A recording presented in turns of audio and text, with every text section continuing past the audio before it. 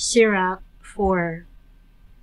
Anak, ayaw hikawi ang kabus sa panginabuhi o pahulat-hulata ang nanginahanglan. Ayaw hasula ang taong gigutom o palaguta ang taong nanginahanglan. Ayaw dugangi ang mga kaguol sa usa ka tawo nga nawad-an na sa paglaom. Kung anaa siya sa panginahanglan, ayaw pag-ugma-ugmaa ang pagtabang kaniya. Ayaw pagbalibad sa pagtabang sa usa ka makalilimos nga naa sa dakong panginahanglan. Ayaw talikdi ang usa ka taong kabus ug ayaw siya hatagi o bisan unsang hinungdan sa pagtunglo kanimo. Kung mapungot siya sa hilabihan, tunglohon kaniya ug ang iyang magbubuhat mopatalingho sa iyang pag-ampo. Himoa nga mainila ikaw diha sa sinagoga. Tahura ang mga tawo nga anaa sa awtoridad. Pamatia ang isulti sa kabus ug tubaga sila nga matinahuron.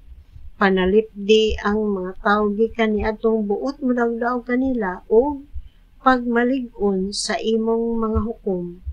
Pagpakaamahan ngadto sa mga ilo ug sangkapi ang mga byuda sa mga panabang nga dili na ikahatag kanila sa ilang bana.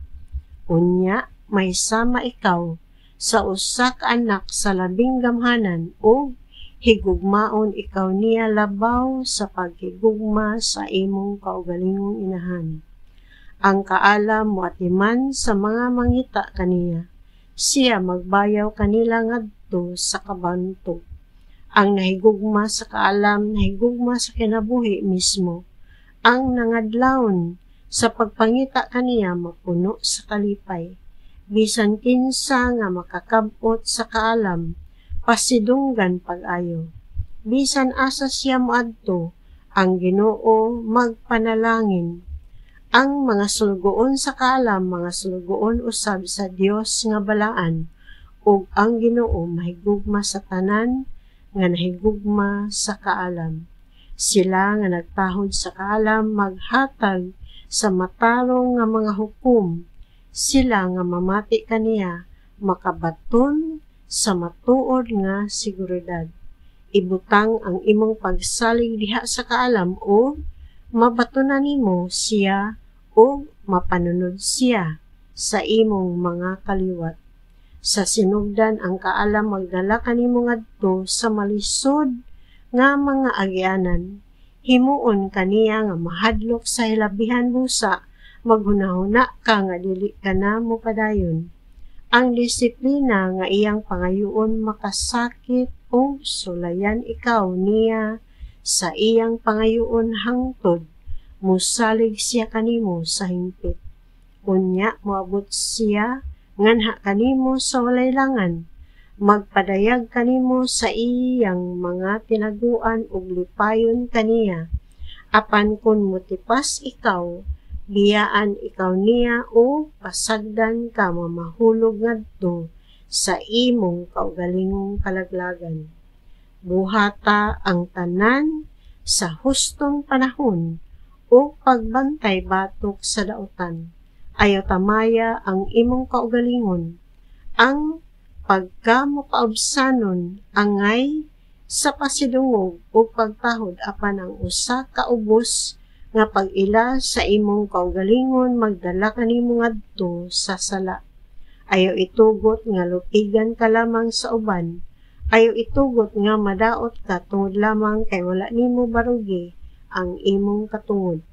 Ayaw pag-ukon-ukon sa pagsulti kung ang higayon mangayo niini. Ayaw tagua ang imong kaalam. Ang imong kaalam ug edukasyon mahibaluan pinaagi sa imong isulti. Apan ayaw pagsupak sa kamatuoran ug hinundumi nga wala ka mahibalo sa tanang butang. Ayaw kaulaw sa pagkumpisal sa imong mga sala. Kawang lamang ang pagsulay sa pagpahunong sa dagayday sa usa ka suba. Ayaw pagtugot nga gawungan ka sa usa ka tawo nga kuwanggol ug ayaw pagdapig sa gamhanang mga tawo. Barugi ang matarong bisan kung bayran mo kini sa imong kinabuhi.